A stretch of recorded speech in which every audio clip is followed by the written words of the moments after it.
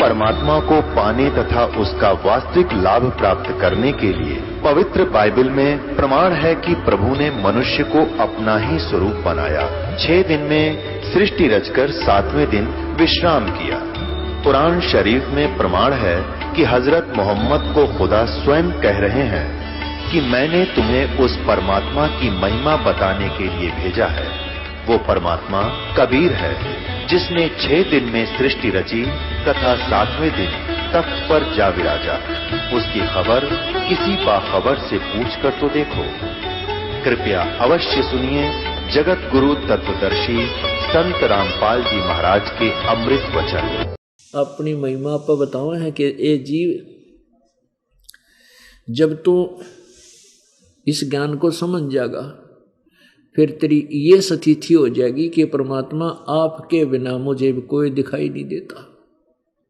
बंदी छोड़ दयाल जी तुम तक हमरी दौड़े, जैसे काग जहाज का इब तकैन दूजी ठोरी। अब जैसे समुद्र में समुद्री जहाज के ऊपर कुछ कौवे बैठकर चला जाते हैं। वो कौवा बैठकर चला जाता है इस उद्देश्य से कि जहाज के यात्री आगे चल के खाना खाएंगे, भोजन खाते हैं तो फिर मैं भी आहार करूंगा। अब जैसे शाम के समय जहाज चला, अतिथि खाना खाकर टुकड़ा फेंक दिया तो कौवा उस लालच में बैठ जाता है। फिर जहाज रातों रात निकल जाता 200 किलोमीटर, और 200-300 किलोमीटर जाने के बाद, 400 किलोमीटर जाने के बाद फिर समुद्र के अतिरिक्त, जल के अतिरिक्त कुछ भी वस्तु दिखाई नहीं देती, केवल जहाज या जल। अब पुराने समय की बात है, उस समय क्या होता था कि जो दिशा सूचक यंत्र होते थे वो कई बार डिस्टर्ब हो जाते थे। ये चुंबकीय चट्टानों के कारण वो जो डगमग हो जाते थे, डिस्टर्ब हो जाते थे, और जहाज के चालक भी भ्रमित हो जाते थे। उनको भी कई बार शंका हो जाती थी कि कहीं तेरा दिशा सूचक यंत्र डिस्टर्ब ना हो रहा हो। उसको चेक करने के लिए अपनी दिशा को वो कौवे का सहारा लेते थे। और कौवे में प्रभु ने ऐसा गुण दिया हुआ है कि वो जैसे रात्रि में जहाँ जिस दिशा से भी चलेगा, चाहे वो दिन में चले चाहे रात में, वो उस दिशा को भूलता नहीं। उसको फिर ये रहता है कि मैंने उल्टा आना है, मेरा घर यहाँ पर है, मेरा घोंसला यहाँ पर है। तो जहाज के चालक क्या करते थे, उस जहाज पर बैठे हुए कौवे को पत्थर मार देते थे, ऐसे डरा देते थे जोर से, और वो उसको जहाज से उड़ने पर विवश कर देते थे। तो कौवा क्या करता था कि उड़कर वो उस दिशा को चलता था जिस दिशा से जहाज चला था। वो फिर क्या करता है कि आधा किलोमीटर 1 किलोमीटर तक उड़ता है वो अपनी उसी दिशा में। फिर वो देखता है कि भाई कितने कोई ठिकाना है, कोई ना बैठूंगा कित जाके। अगर उसने केवल वो जहाज ही दिखाई देता है, एकमात्र स्थान जहां वो डूबने से बच सके, अन्यथा वहां जल ही जल है। उस जहाज के अतिरिक्त यदि वो कहीं और बैठता है तो डूब ही जाता है, मरेगा वो। वापस आकर के वो कौवा फिर उसी जहाज पर विश्राम पाता है। अब परमात्मा यूं कहते हैं, जब आप मेरे से परिचित हो जाओगे और इस आध्यात्मिक ज्ञान से परिचित हो जाओगे, फिर तुम्हारी वो स्थिति हो जाएगी कैसी कि बंदी छोड़ दयाल जी तुम तक हमारी दौड़े, जैसे काग जहाज का अब तक न दूजी ठोरे। इस पृथ्वी पर आपको दूसरा ना संत दिखाई देगा, ना कबीर जी के अतिरिक्त आपको कोई परमात्मा दिखाई देगा। आपकी वो स्थिति हो जाएगी। इस स्थान के अतिरिक्त आप जहां भी जाओगे, आप 84 लाख योनियों के इस समुद्र में डूबने के स्थान पर जाओगे, वहां आप सीधे ही डूबोगे। और ऐसी गलती फिर आप कर नहीं सकते, क्योंकि आपको ज्ञान हो गया। परमात्मा अपनी महिमा आप पर सुनाते हैं, हमारे लिए आप ही दास बनते हैं। और आप ही कह रहे हैं कि गुरु जी तुम ना भूलियो, हे परमात्मा, हे गुरुदेव आप ना भूलना हमारे को, चाहे लाख लोग मिल जाएं और हमसे मेरे जैसे भगत तो आपको लाखों मिल जाएंगे, लेकिन मुझ दास को आप जैसा संत नहीं मिलेगा। हमसे तुमको बहुत है पर तुमसे हमको ना। फिर क्या बताते हैं, तुमरे विसारे क्या बने, अब किसकी शरण में जाऊं, शिव ब्रंच मुनि नारदा, इनके हृदय भी ना समाऊं। अब शिव विरंच, विरंच कहते हैं ब्रह्मा को, शिव विष्णु कहते हैं नारद जैसे ऋषियों के इन माछा ना लागू, क्योंकि हम सारा दिन प्रचार करते हैं, एक दूसरे को बताते हैं कि ब्रह्मा विष्णु महेश कंप्लीट गॉड नहीं है, इनकी पूजा से मोक्ष नहीं है। नारद जैसे ऋषियों को भी हम कहते हैं ये ज्ञानी नहीं थे, इनको वेद ज्ञान नहीं था। अब भाई इन नाम कैसे सुहावेंगे, एक आंख भी ना सुहावे हम तो, इनकी तो आंख में कुणक बन गए। और हे परमात्मा तेरी आड़ ना रही तो ये गढ़ देंगे हमने, अगर आपकी शरण मुझे ना रही तो ये फिर मुझे सीधा करेंगे। तो ईब आप नो भी आपसे दूर नहीं हो सकते हम, क्योंकि सत्य का बेड़ा पट गया। अब हम इनके गुण तक गा नहीं सकते, हाँ इनको बुरा नहीं बता सकते, क्योंकि हमें इतना ज्ञान हो गया। ब्रह्मा विष्णु महेश को हम बुरा नहीं कह सकते, लेकिन इनसे हमारा काम चल रहा है को नहीं। जैसे गीता जी अध्याय नंबर 2 के श्लोक 46 में कहा है कि बहुत बड़े जलाशय की प्राप्ति के उपरांत एक छोटे जलाशय में जैसी श्रद्धा रह जाती है, आस्था रह जाती है, उसी प्रकार पूर्ण परमात्मा की गुणों से परिचित होने के उपरांत इन निम्न सत्र के भगवानों में आपकी उसी ही आस्था रह जाएगी।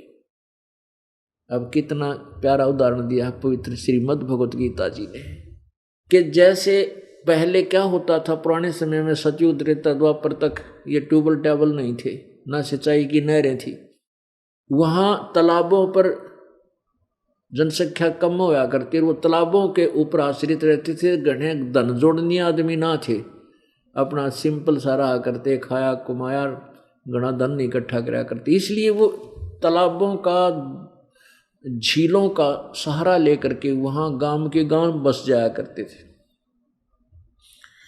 अब जैसे कोई छोटे तालाब के ऊपर आश्रित होकर वहाँ रह रहा है, परिवार उसके रह रहे हैं, और वहाँ से क्या होता, उस तालाब से ही तो पीने का पानी लेते, उसी से पशुओं को पालते, उसी से कुछ सिंचाई भी करते थे।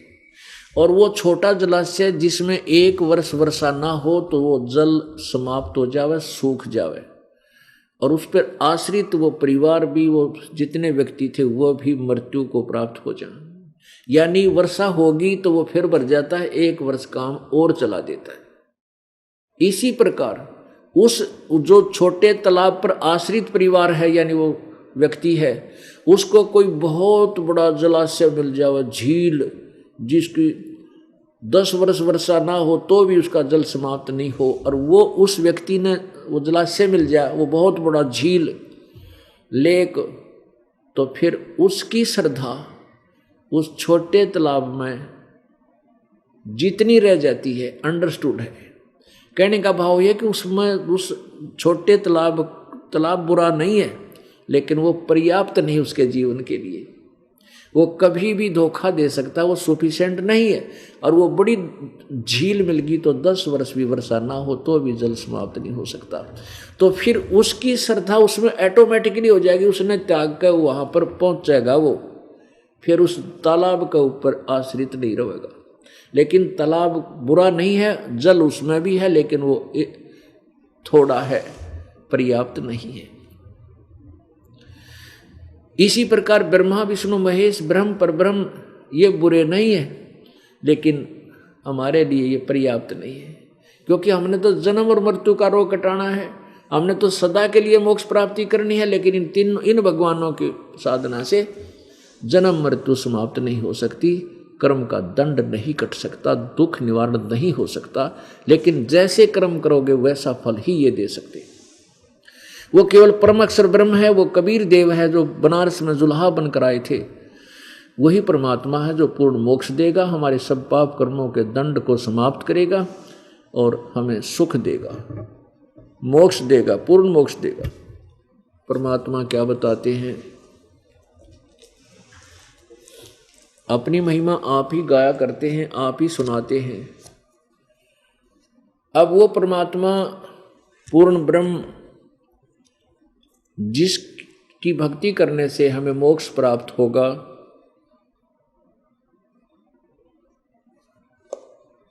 उसके विषय में आदरणीय गरीबदास साहिब जी ने किस प्रकार हमें समझाने की चेष्टा की है। सुरत नरत से परखन आवे है महबूब सरोवा वो, द्वार बार घर छाड़ गए हैं जाए बसे बन खोआ वो।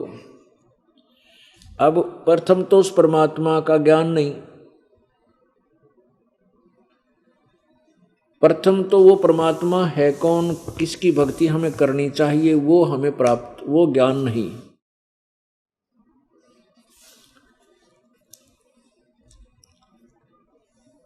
और उसके उपरांत फिर हम जैसा भी थोड़ा बहुत ज्ञान सदग्रंथों में था वो समझ सके नहीं, वो साधनाएं गलत करते रहे।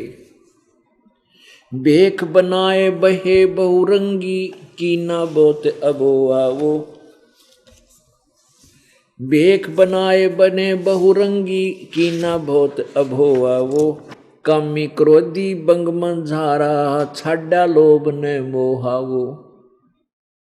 पिता विवेक अक्षमासी माता जिन दूर किया दिल द्रोहा वो, मांड्या खेत नेत जस गाऊं सतगुरु पकड़ा लोआ वो। 14 भवन गवन सब छूटे दिल ही अंदर जोया वो, है निज धाम दर्श दिल माही भरम कर्म सब खोया वो। अब सिज्जा अदर सिंहासन अवगत तुरिया पद में सोया वो, अनहद तारी लगी हमारी अजू अकल से धोया वो।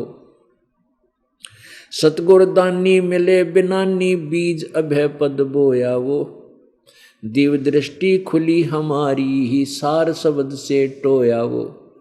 टोया माने ढूंढा, खोजा, उस परमात्मा को सार शब्द से प्राप्त किया। दिव दृष्टि खुली हमारी सार शब्द से टोया वो, दास गरीब गायत्री लापी शीस पीट जम रोया वो। ओए होए, कहते हैं जब हमें ये सतनाम सार नाम मिल गया ना, अब वो काल फिर शीस पीट पीट कर रो है कि ये तो गए मेरे हाथ तक, ये तो निकल गए मेरे तक। दिव दृष्टि खुली हमारी सार शब्द से टोया वो, गरीबदास वो गायत्री लापी शीस पीट जम रोया वो। जम माने काल। अब कौन सी गायत्री लापी? इस परमात्मा कबीर जी की महिमा रूपी गायत्री का गुणगान हमने शुरू कर दिया, अर्थात इस यथार्थ मंत्र का जाप शुरू कर दिया ना। कहते फिर वो काल रोया सिर पीट का किए तो गए मेरे आज तक। मंद मंद मुस्कात मुसाफिर है महबूब परेवा वो, ब्रह्मा विष्णु महेश शेष लग सब देवन पति देवा वो परमात्मा ब्रह्मा विष्णु महेश से भी ऊपर सब भगवानों का भगवान है, वो कबीर परमात्मा है। अब जैसे गीता जी अध्याय नंबर 7 के श्लोक नंबर 29 में कहा है कि जब तत्ब्रह्म यानी उस परमात्मा से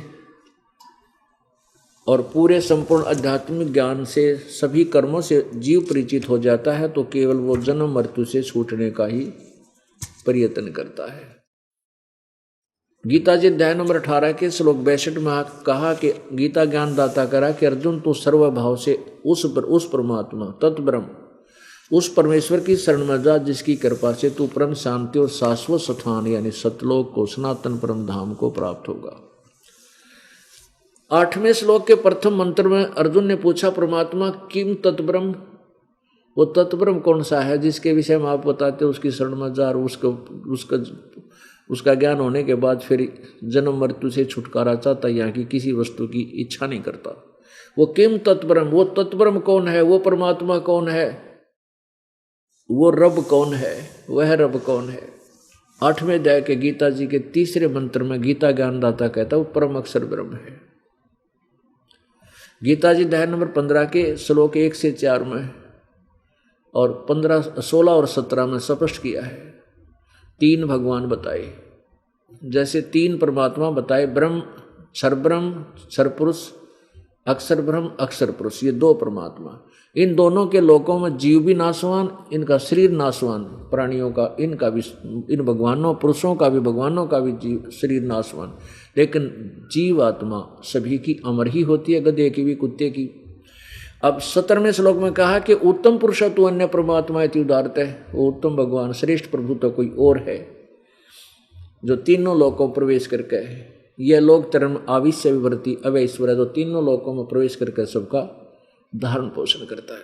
वो परमात्मा, उस परमात्मा की भक्ति से ही जीव का छुटकारा होगा। अब क्या बताया है,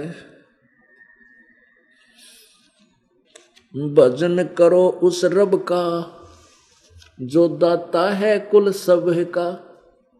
भजन करो उस रब का जो दाता है कुल सब का। भाई बिना भजन भय मिटे न जम का, समझ बूझ रे भाई। सतगुर नाम दान जिन दीन्या ये संतों ठहराई। सत कबीर नाम करता का, ओहो सत कबीर नाम करता का। कल्प करे दल देवा, सुमन करे सुरत से लापे पावे हर पद भेवा। आसन बंद पदम पद परचय, नाभि नाम जगावे। त्रिकुटी कमल में पदम झलके, जहाँ से ध्यान लगावे। सब सुख भुगता जीवित मुक्ता, दुख दारिद्र दूरी। ज्ञान धान गलतान हरि पद ज्यों कूरंग कस्तूरी। गजमोती हस्ती के मस्तिक, उन्मन रहे दीवाना। खावन पीवे मंगल घूमे, 8 बखत गलताना। ऐसे तत्पद के अधिकारी, पलक अलग से जोड़े। तन मन धन सब अर्पण कर ही, नेक न माथा मोड़े। बिन ही रसना नाम चलत है, निर्वाणी से नेहा। गरीबदास बोडल में दीपक छानी नहीं सनेहा। अब कहते हैं भजन करो उस रब का जो दाता है कुल सब का, और बिना भजन भय मिटे नहीं जम का। अब जो पुण्यात्माएं पूर्व जन्म की अच्छे संस्कार युक्त हैं, वो घर भी त्याग देते हैं परमात्मा के लिए। संतों की खोज करते हैं, क्योंकि सभी ग्रंथ कहते हैं कि परमात्मा सतगुरु बिना नहीं मिल सकता, गुरु बिना नहीं मिल सकता। तो गुरु की तलाश में निकलते हैं, उनको निरे नकली गुरु मिलते हैं, कोरा ज्ञान भर देते हैं। फिर वो क्या करते हैं, ओहो कुछ दिनों के बाद रोजी रोटी के लिए स्वयं भी वो एक को थोड़ा बहुत अलग से वेशभूषा बना लेते हैं। वो वही उल्टा सुल्टा ज्ञान बोलने की शैली ठीक करके वो और जनता को गुमराह करना शुरू कर देते हैं और संत बन बैठते हैं। लेकिन वो संत की परिभाषा से भी परिचित नहीं भोली आत्मा। चले थे भगवान प्राप्ति करने के लिए, भगवान मिले दास बन के, और वो बन बैठे संत, गुरु सतगुरु चरण छुआन लग गए हैं, और लोग उनके चरण छुए, वो पाप के भागी बन गए। अब वो पुण्यात्मा यहाँ आते हैं, क्योंकि जो पुण्यात्मा होती है वो समय को चूक क्या नहीं करती। ज्ञान हो गया, मनुष्य जीवन और परमात्मा के लिए घर से निकले, घर भी त्याग गया। अब वो परमात्मा मिलने जा रहा है, तो फिर उनसे ये कहा जाता है कि आप ये दाढ़ी जो वेशभूषा, दाढ़ी शीश के केस दाढ़ी कटवाना कोई अनिवार्य नहीं है भक्ति में, चाहे न कटवाओ चाहे रखवाओ, कोई दिक्कत नहीं। लेकिन उन्होंने एक विशेष वेशभूषा बना ली साधु की, संत की, और भोली आत्मा उनके पीछे लगी। और जब तक वो उसको उस वेशभूषा को कटा कर सिंपल मैन नहीं बनेंगे, उनकी वह मरोड़ ना जा, वो कुबद का गढ़ ना टूटे, क्योंकि भगवान मिलेगा दास बनने से। और साधु बना रहा, नमस्कार करनी भोली आत्मा बहुत मिलेंगी, क्योंकि नकली हो चाहे असली, उनको क्या पहचानियो संत नकली है का असली है, उसको तो भगवान का रूप दिखाई देता संत श्रद्धालु को। तो फिर वो जो संत वेशभूषा बना के बड़ी जनता में एक प्रभुता पाते हैं, उनको हम समझाते हैं कि आप ये ऐसा मत रखो, ये आपके लिए हानिकारक हो जाता है। तो बेचारे क्योंकि वो भगवान से अपरिचित हैं, भगवान की महिमा से वो परिचित नहीं है, इसलिए वो क्या बोलते हैं, वो कहते हैं दाढ़ी कटवा लेंगे ना फिर हमें रोटी कहाँ से मिलेगी, वो तरह का जो भैया। और हम जैसे ट्रेन में जाते हैं तो हमारी टिकट नहीं लगती, हमारा गुजारा कैसे होगा। अब ये भी हमारी एक भगवान के विधान से अपरिचित होने की सोच है। अब क्या बताते हैं परमात्मा कि जब आप मेरी शरण में आ जाओगे, रोजी और रोटी की तो चिंता छोड़ देना। जब तीनों लोकों में प्रवेश करके वो सबका धारण पोषण करता है तो हम उसी से सीधे संपर्क में आ गए तो क्या हमें 2 रोटी नहीं देगा, क्या आने जाने का किराया वो नहीं देगा, ना जाने कित का दे देगा, सत्कर मान लेना। अब आपके समक्ष पीछे सत्संग में एक नेपाल से भक्त आया था, उसने कहा था जी वहाँ के गरीब जनता है और वहाँ से आने में असमर्थ है और वहाँ प्रचार करने के लिए मैं भी इतना समर्थ नहीं हूँ अभी घना प्रचार कर सकूँ, जितनी मेरी समर्थता है उतना तो मैं पैसा लगा के खर्च कर दूंगा। फिर हमने उसको 5,000 रुपये दे दिए, भाई तू वहाँ जनता में प्रचार कर। तो उस बेचारे ने रख दिए वो पैसे कि भाई परमात्मा का पैसा मैं दुरुपयोग नहीं करूँगा, कति 8 लगेगी ना, कितना भी पार नहीं बसाओगी तब उसको प्रयोग करूँगा। तो महीना तो उसने ऐसे काम करता रहा, अपने आप अपने ही पैसे से वो खर्च करता रहा, प्रचार करता रहा जैसा बना। फिर उसको आवश्यकता बन गई, 500 रुपये की आवश्यकता पड़ गई।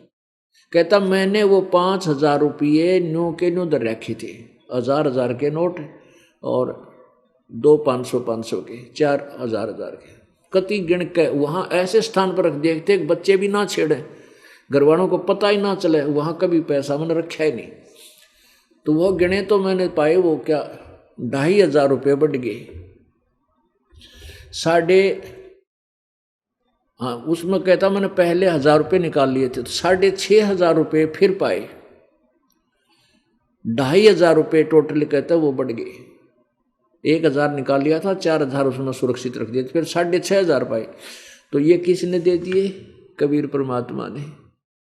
अब वो 2,500 रुपये उसके यहाँ आने और जाने में 1 साल में खर्च ना हो, और ये तो 2,500 है, वो 2,500 है, वो तो 2.5 करोड़ दे दे परमात्मा, न्यू के न्यू दर दे बंडल बांध गए और किसी प्रेस से मिला लियो जो उसमें चूक पा जाता है, तो भगवान उसी को कहते हैं। तो हम कमजोर सोच के हो गए क्योंकि हमें भगवान मिला को नहीं, और भगवान ना मिलने से हम अन्य अटकलों से ही अपना गुजारा समझकर फिर भी साधु बन रहे।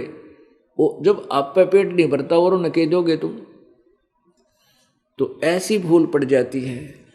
अब परमात्मा कहते हैं उनके लिए जो परमात्मा से अपरिचित हैं, प्रभु की महिमा से अपरिचित हैं, प्रभु की महिमा उनको, प्रभु के गुण उनको मिले नहीं। क्या बताते हैं कि टूका कारण फिरे, कूकरा 70 घर फिर आवे, ये तो लक्षण ना साधु के क्यों बाणा बिरद लजावे, नट पेरना कांदर सासी मांगत हैं भटियारे, जिनकी तारी लगी हरी में वो मोती देवे उधारे। अब परमात्मा क्या बताते हैं कि जिन्होंने परमात्मा को नहीं पहचाना वो किस प्रकार दुखी रहे। मन माणिक लहर समंदरे, मुरजीवा नगसी पन सायर, वो निर्मल आनंद कंदरे। मन माणिक लहर समंदरे, मुरजीवा नगसी पन सायर, वो निर्मल आनंद कंदरे। अब कितनी प्यारी वाणी बोली है गरीबदास साहेब ने अपने कबीर परमात्मा के विषय में। भाई मोती मुक्ता दर्शत नाही, ये जग है सब अंदरे, दिखत के तो नैन चश्म इनके, फेरा मोतिया बंदरे। अब क्या बताते हैं कि जिनको तुम विद्वान समझा करते, बड़े वेदों के ज्ञाता हैं, बड़े मर्मज्ञ ज्ञाता हैं, अब जैसे आपने अभी देवी भागवत महापुराण के गीता प्रेस गोरखपुर से प्रकाशित पृष्ठ नंबर 414 पे छठे सकंद में क्या पढ़ा कि सतयुग के ब्राह्मण वेदों के पूर्ण विद्वान होते थे और वो दुर्गा की पूजा करते थे। 562 पृष्ठ पर दुर्गा कहती है ब्रह्म की पूजा करनी चाहिए, उसके अतिरिक्त दूसरे की धारणा भी नहीं लानी चाहिए, उसकी पूजा करो, वो ब्रह्म लोक में रहता है। अब गीता जी अध्याय नंबर 8 के श्लोक नंबर 16 में लिखा कि ब्रह्म लोक पर्यंत भी सभी जन्म मृत्यु में है, पुनर्वृत्ति में है, ये भी स्थायी नहीं। अब यहां परमात्मा कहते हैं मोती मुक्ता दर्शत नाही, ये जग है सब अंधरे। अंध माने अध्यात्म ज्ञान नेत्रहीन, इनको अध्यात्म ज्ञान नहीं था इसलिए अंधे थे सब। अब दुर्गा भी अंधी, पूर्ण ज्ञान नहीं, वो कभी ब्रह्म तक ही बताती है, उसकी पूजा करो। भाई दिखत के तो नैन चश्म, इनके फेरा मोतिया बंदरे। अब दुर्गा कभी कहती है अक्षर ब्रह्म, वो ब्रह्म जिसने सारी सृष्टि रची वो अक्षर ब्रह्म है, और फिर कह उस ब्रह्म की पूजा करो, उसका ओम मंत्र है, परमण मंत्र है। तो इन सब के मोतिया बंद था। मोतिया बंद कैसा होता है? जैसे सफेद मोतिया हो जा किसी के आंखों में, उनकी आंख इतनी स्वस्थ दिखाई देती है जैसे कति सारा दिखता हो, लेकिन उन्हें दिखता कुछ को नहीं, कति नपट अंधे होते वो। तो ऐसे ही विद्वान भगवान देवी और देवता हमने कति भगवान प्राप्त दिखाई दे थे और बड़े विद्वान नजर आवे थे, इनको तो कैख भी ना ज्ञान था। अब जैसे अभी तक हमारे पवित्र हिंदू धर्म के ये गुरुदेव लोग हमें ये नहीं बता सके कि पुराणों में क्या लिखा है, ब्रह्मा विष्णु महेश की क्या स्थिति है, तो ये आँखें कैसे कह सकते? तो अंधे थे, अंधे मीन ज्ञान नेत्रहीन। इनको ये भी ना समझ में आई गीता, पवित्र गीता जी और पवित्र चारों वेद और पवित्र पुराण हमें क्या संदेश, यथार्थ संदेश दे रहे। और पुराणों के वक्ता ब्रह्मा जी ये आप अज्ञान दे रहे हुए, इसलिए बताते हैं मन माणिक लहर समंदरे, मुरजीवा नग सीपन सायर, वो निर्मल आनंद कंदरे। भाई मोती मुक्ता दर्शत नाही, यो जग है सब अंदरे। दिखत के तो नैन चश्म, इनके फेरा मोतिया बंदरे। ये दिखत के तो आंखें बड़ी निर्मल दिखाई दे, बड़े विद्वान नजर आवे हैं, पर इनका अज्ञान रूपी मोतिया बंद हो रहा है। नर नारायण देही पाके, जय कट्याना यम का फंदरे। रतन अमोली दर्शत नाही, धक है वाकी जिंदरे। कि ऐसा सुंदर शरीर पर आप पाके और फिर भी भगवान नहीं मिले, और कहते हैं वो परमात्मा नहीं प्राप्त हुआ तो धिक्कार है उसके जिंदगी ने, इस मनुष्य जीवन को। भाई पूर्ण ब्रह्म रटे अविनाशी, जो भजन करें गोविंद रे। भाव भक्ति जा हृदय होई, फिर क्या कर है सुरपति इंद्रे। अब जिनके सच ये ज्ञान समझ में आ गया और सच्चे दिल तो भक्ति में लौ लाएगी, कहते फिर यहाँ का सुरपति देवताओं के राजा इंद्र की पदवी भी हमारे लिए व्यर्थ है। वो क्या कर है सुरपति इंद्रे, यानी उसके सामने वो सुख देवताओं के राजा इंद्र का भी व्यर्थ है। व्यर्थ क्यों है? क्योंकि वैसे तो इंद्र को बहुत सुख है, देवताओं का राजा है, स्वर्ग का राजा है, लेकिन यूं राज रहेगा कितने दिन? यूं ज्यादा समय नहीं रहे, इसका फिक्स टाइम है। 72 चौकड़ी युग एक इंद्र 72 चौकड़ी युग तक शासन करता है, 72 चतुर्युग तक। और एक ब्रह्मा के दिन में 14 इंद्र अपना शासन पूरा कर लेते हैं, इसलिए 1008 चतुर्युग होते हैं। तो 72 चतुर्युग जब ये ब्रह्मा इंद्र पूरा कर लेगा, और इसने अपने ही तप और अपने ही यज्ञों से उस इंद्र का राज को प्राप्त किया, मृत्यु को प्राप्त होगा 72 चतुर्युगी तक राज करके 72 चतुर्युग, सतयुग, त्रेता, द्वापर, कलयुग, एक चतुर्युग। इसमें 43,20,000 वर्ष होते हैं एक चतुर्युग में। और ऐसे ऐसे 72 चतुर्युग तक एक जीवात्मा इंद्र की पदवी प्राप्त करके स्वर्ग का राज्य भोगती है और फिर मृत्यु को प्राप्त होकर गधे की योनि प्राप्त करता। शटार्टुस की 84 लाख योनियों का गधे से होता। अब के फूक गई से इंद्र के राज ने आग लगा तो फिर गधा बन गया। बताओ के काम आया वो सुख, अब पहाड़ टूट गया। अब फिर इसे गधे के जीवन हो जावन माने जैसे महावीर जैन वाली आत्मा के 60 करोड़ बार गधा रतरा गजब हुए, 30 करोड़ बार कुत्ता। देवताओं के राजा वाला सुख के काम आया उसका। नो भगवान याद दिलाओगे फिर हमारा दिल यहां से हट जाएगा। क्या बताते हैं भाई? पूर्ण ब्रह्म रटे अविनाशी, भजन करे गोविंद रे, भाव भक्ति जा हृदय होई, फिर क्या कर है सुरपति इंद्रे। इंद्री कर्म ना लगे लगारम, जो भजन करे निर्द्वंद रे, गरीबदास जग कीर्ति होगी, जब लग सूरज चंद्रे। कि देखो भक्ति करोगे आपका काम आवेगी, यहाँ भी सुख मिलेगा।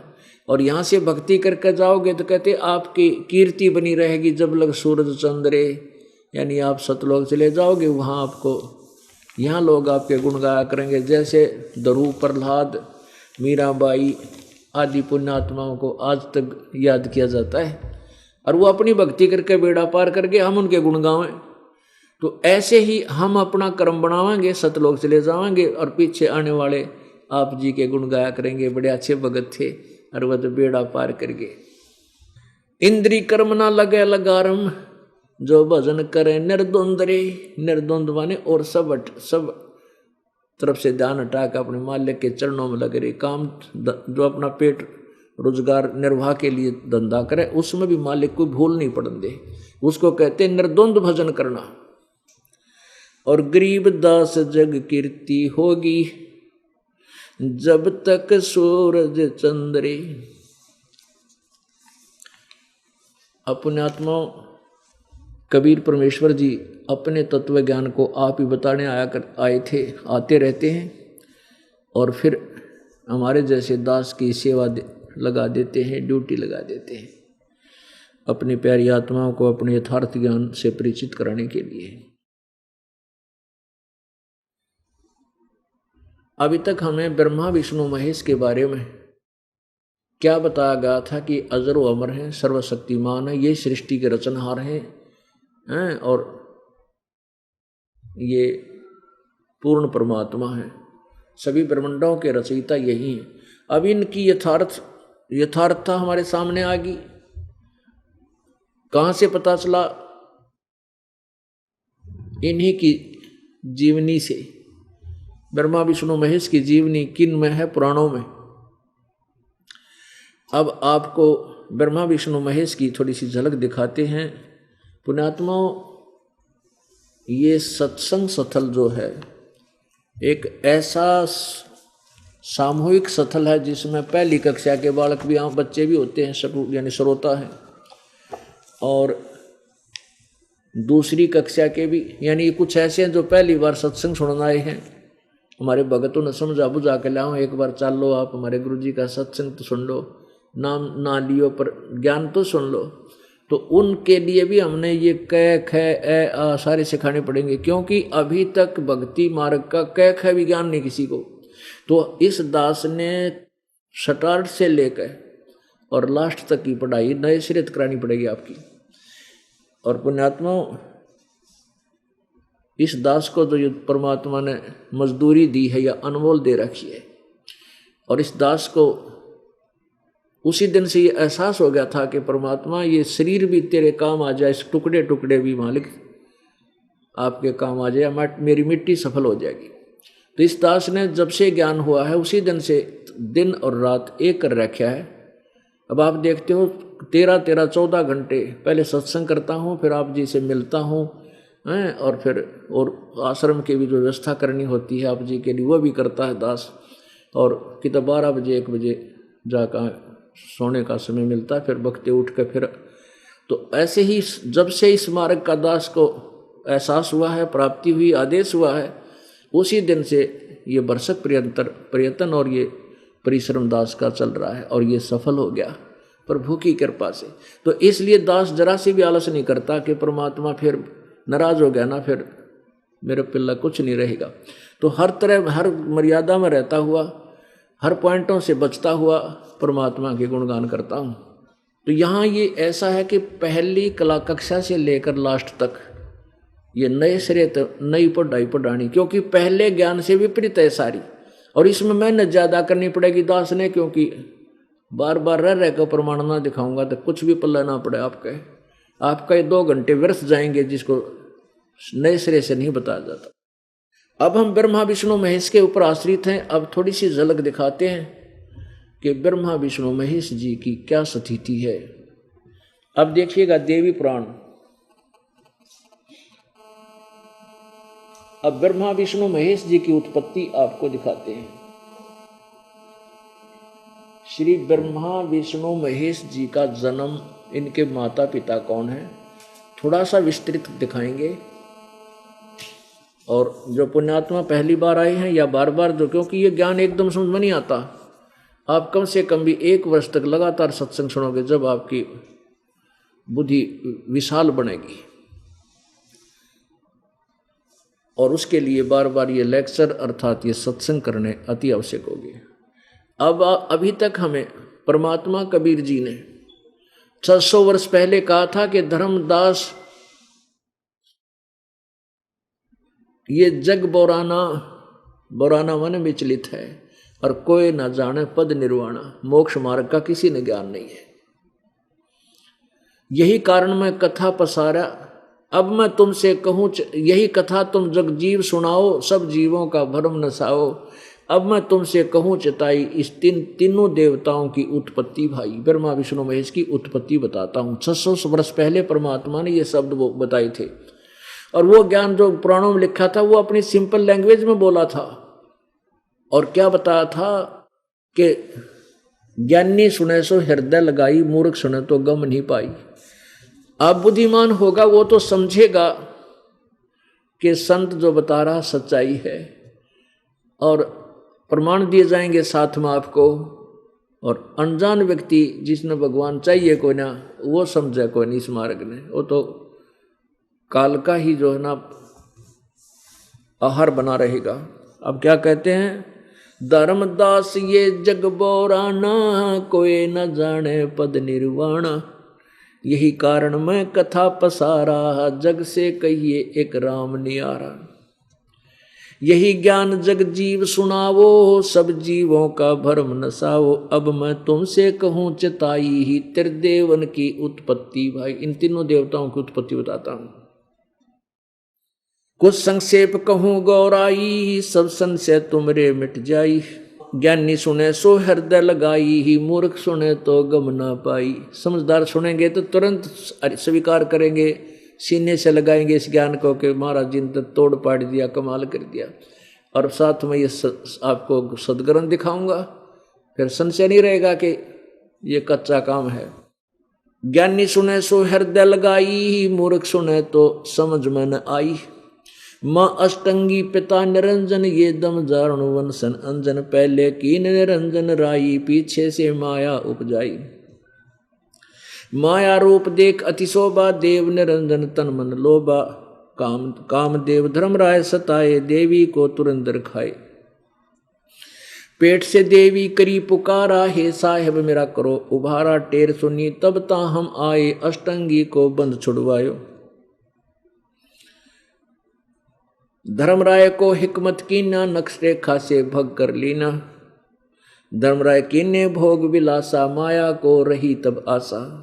3 पुत्र अष्टंगी जाए, ब्रह्मा विष्णु शिव नाम धराए। परमेश्वर बंदी छोड़। 600 साल पहले परमात्मा ये भगवान थे, भगवानों के भगवान थे कबीर जी। जिन पुराणों को हमारे ब्राह्मण गुरु और ऋषि नहीं समझ सके, इनमें क्या लिखा परमात्मा ने पहले ही बोल रखा अपनी सिंपल लैंग्वेज में कहते हैं इन ब्रह्मा विष्णु महेश की मैं तीनों देवताओं की उत्पत्ति सुनाता हूँ। अब मैं तुमसे कहूँ चिताई तीन देवों की उत्पत्ति। भाई माँ अष्टंगी, पिता निरंजन, इनकी माता दुर्गा है और पिता इनका ज्योति निरंजन युग काल है। और कहते हैं तीन पुत्र अष्टंगी जाए, ब्रह्मा विष्णु शिव नाम धराए। गुण तीनों की भक्ति में ये भूल पड़ो संसार, कह कबीर निज नाम बिना भाई कैसे उतरे पार। अब ब्रह्मा विष्णु महेश बताया और फिर गुण तीनों की भक्ति में रजगुण ब्रह्मा, सतगुण विष्णु, तमगुण शिव जी की भक्ति में ये भूल पड़ा संसार। सभी भूल रहे हैं और कह कबीर निज नाम बिना क्यों कर उतरोगे पार। उस सार नाम बिना तुम पार नहीं हो पाओगे। अब ये ज्ञान परमेश्वर ने 600 वर्ष पहले बोला था, लेकिन इन अज्ञानी ऋषियों ने, गुरुओं ने और इन विवेकहीन ऋषियों ने परमेश्वर के इस ज्ञान को दबा दिया, ऊपर नहीं आने दिया। और आज इन सदग्रंथों ने इसको सेकंड किया, समर्थन किया, फिर हमारे हृदय ने स्वीकार किया। अब देखो ये श्री शिव पुराण, ये कहां से छपा है? श्री शिव पुराण, इसके संपादक है हनुमान प्रसाद पोदार और प्रकाशक और मुद्रक हैं गीता प्रेस गोरखपुर, गोविंद भवन कार्यालय कोलकाता का संस्थान। अब इसके रुद्र संहिता से हम प्रारंभ करेंगे। परमात्मा की वाणी अब कैसे किस प्रकार सिद्ध होती है अब देखिएगा। यह है रुद्र संहिता और प्रश्न नंबर 99। अब 98 से शुरू करते हैं। अपने पुत्र नारद की यह बात सुनकर लोक पितामह ब्रह्मा वहां इस प्रकार बोले। ब्रह्मा जी ने कहा,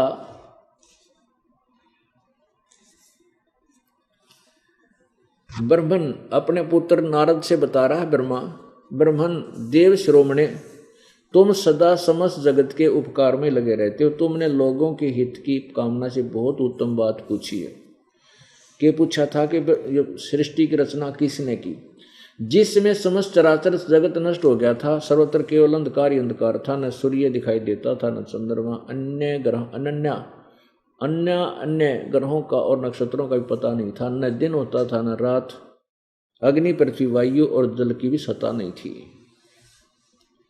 उस समय तत् सद्ब्रह्म, अब तत् सद्ब्रह्म माने वो सच्चा सत्पुरुष ब्रह्म, तत् सद्ब्रह्म वह सत्पुरुष यानी सद्ब्रह्म सच्चा भगवान।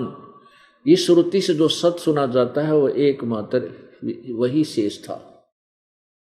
अब चलो 100 पृष्ठ पे 100 नंबर पे 100 पृष्ठ नंबर पे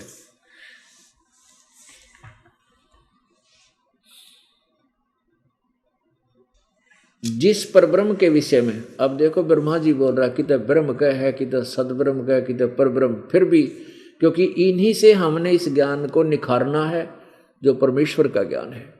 जिस परब्रह्म के विषय में ज्ञान और अज्ञान से पूर्ण उक्तियों द्वारा इस प्रकार विकल्प किया जाता है, उसने कुछ काल के बाद द्वितीय की इच्छा प्रकट की। उसके भीतर एक से अनेक होने के संकल्प उदित हुआ। तब उस निराकार परमात्मा ने अपनी लीला शक्ति से अपने लिए मूर्ति की कल्पना की। मूर्ति माने शरीर की, साकार शरीर की। जो मूर्ति रहित यानी शरीर रहित परब्रह्म है, उसी की मूर्ति भगवान सदाशिव है। ब्रह्मा बोल रहा है। अर्वाचीन और प्राचीन विद्वान इन्हीं को ईश्वर कहते हैं। उस समय एकाकी रहकर स्वेच्छा अनुसार विहार करने वाले उन सदाशिव ने अपने विग्रह से स्वयं ही एक स्वरूप भूता शक्ति की सृष्टि की, जो उनके अपने श्रीअंग से कभी अलग होने वाली नहीं थी। अब देखो, उस पराशक्ति को प्रधान प्रकृति गुणवती माया बुद्धि तत्व की जननी और विकार रहित बताया गया है। वह शक्ति का अंबिका कही गई है, दुर्गा। उसी को प्रकृति सर्वेश्वरी त्रिदेव जननी, तीनों देवताओं की माँ, ब्रह्मा विष्णु महेश की माता जननी और नित्य और मूल कारण भी कहते हैं। सदाशिव द्वारा प्रकट की गई उस शक्ति की 8 भुजाएं हैं। नाना प्रकार के आभूषण उसके अंगों की शोभा बढ़ाते हैं। वह देवी नाना प्रकार की गतियों से संपन्न है और अनेक प्रकार के अस्त्र शस्त्र धारण करती है। ये दुर्गा है। अब इसको प्रकृति भी कहते हैं, ये ध्यान रखना। उसी को प्रकृति सर्वेश्वरी, प्रकृति शब्द आपका गीता जी में काम आओगा। 14वें अध्याय में आपको दिखाऊंगा ब्रह्मा विष्णु की उत्पत्ति इसी दुर्गा से और काल से। काल ने गीता बोली। एकाग्नि होने पर भी वह माया संयोग वसात अनेक हो जाती है। जैसे 3 रूप धारण किए थे ब्रह्मा विष्णु महेश को, एक एक इसने आगे अन्य लड़कियां दे दी थी, अपने से 3 और बना के। वे जो सदाशिव हैं, अब काल के विषय में लिखा है सदाशिव, उन्हें परम पुरुष ईश्वर शिव शंभु और महेश्वर कहते हैं। अब 101 पृष्ठ पे रुद्र संहिता।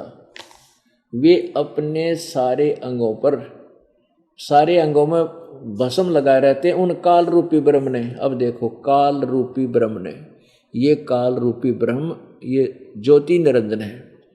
यही सदाशिव महाशिव महाब्रह्मा महाविष्णु का रूप धारण करता है। उन काल रूपी ब्रह्म ने एक ही समय में शक्ति के साथ, ये नाथ नहीं, साथ शिवलोक नामक अक्षेत्र का निर्माण किया। उस उत्तम अक्षेत्र को काशी कहते हैं। वह परम निर्वाण या मोक्ष स्थान है जो सबके ऊपर विराजमान है। वे प्रिया प्रियतम रूप शक्ति और शिव, दुर्गा और ये काल जो परमानंद स्वरूप हैं, उस मनोरम क्षेत्र में नित्य निवास करते हैं। ये दोनों के दोनों, ब्रह्मा और ये काल और दुर्गा। काशीपुरी परमानंद रूपिणी है। मुने शिव और शिवा ने, दुर्गा और काल ने प्रलय काल में भी कभी इस क्षेत्र को अपने सानिध्य से मुक्त नहीं किया। आगे देखो, देव से एक समय उस आनंद वन में रमण करते हुए शिवा और शिव के मन में यह इच्छा हुई कि किसी दूसरे पुरुष की सृष्टि करनी चाहिए, जिस पर यह सृष्टि संचालन का महान भार रखकर हम दोनों केवल काशी में रहकर स्वेच्छानुसार विचरें और निर्वाण धारण करें।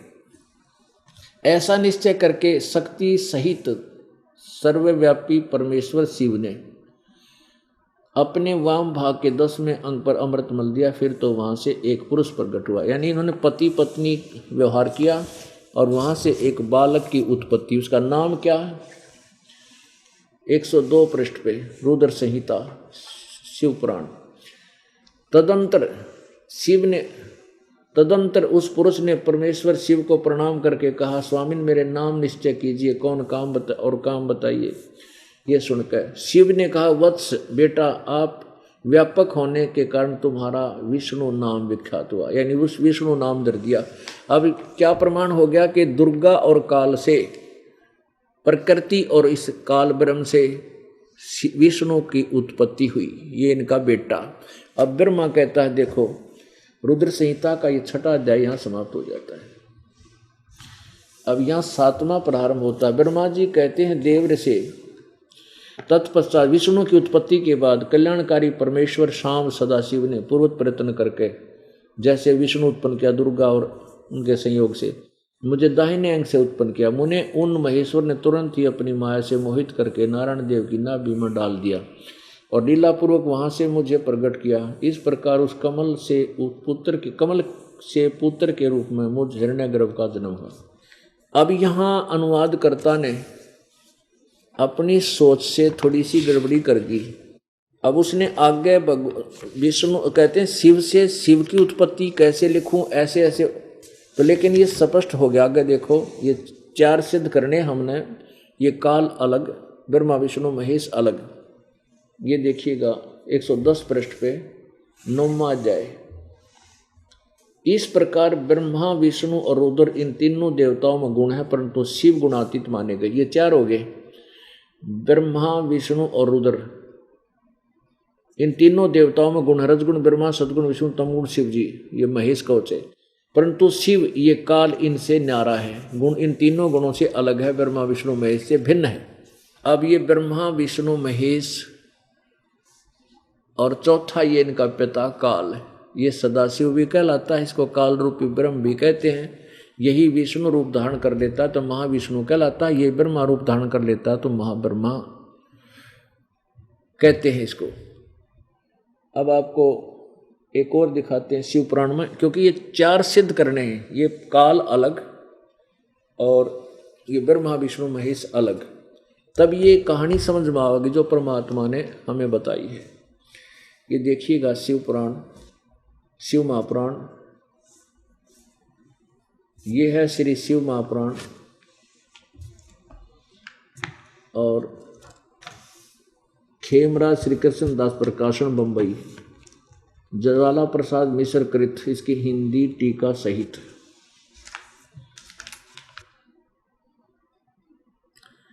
अब देखिएगा विद्वेश्वर संहिता प्रश्न नंबर 17 पे।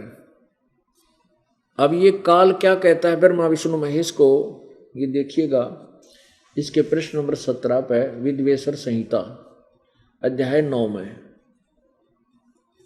मेरे सकल और निष्कल भेद से दो स्वरूप हैं परंतु और ईश्वर नहीं, इस कारण उनके दो रूप नहीं हो सकते। पहला सथम और पीछे मूर्तिमान रूप धारण किया, इसमें ब्रह्म रूप निष्कल है और ईश्वर इस रूप सगुण है। मेरे ये दोनों रूप सिद्ध हैं, दूसरे किसी के नहीं। ये काल बोल रहा है सदाशिव। इस कारण तुम दोनों को अथवा दूसरों को ईश्वर की प्राप्ति नहीं हो सकती। ब्रह्मा विष्णु को कह रहा है ये काल सदाशिव, तुमने तो अज्ञान से अपने को ईश माना, तुमने अपने आप को भगवान मान लिया, ये बड़ा ही अद्भुत हुआ। इसके दूर करने को ही मैं रण स्थान में आया। अब तुम अपना अभिमान त्याग कर मुझ ईश्वर में अपनी बुद्धि लगाओ। मेरे प्रसाद से लोक में सब अर्थ प्रकाश करते हैं। ये आगे देखो, अब ये काल कहता है उन 18 पृष्ठ पे विद्वेश्वर संहिता अध्याय 10 में, हे पुत्रो,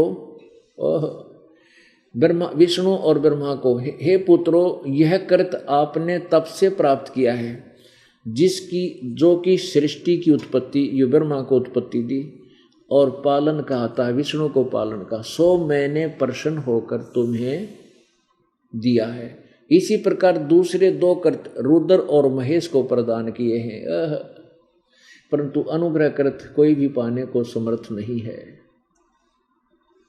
जो पूर्व के कर्म तुमने समय से विसार दिए, रुद्र और महेश ने उनको नहीं बुलाया है।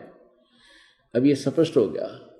ये 4, इसमें 5 लिख दिए, ये 11 रुद्र और अन्य भी हैं और इस काल के बेटे को भी रुद्र बोल देते हैं। जैसे आपने अभी शिवपुराण गीता प्रेस गोरखपुर से प्रकाशित में सुना था कि इस प्रकार ब्रह्मा विष्णु और रुद्र, वहाँ रुद्र इस महेश के विषय में है।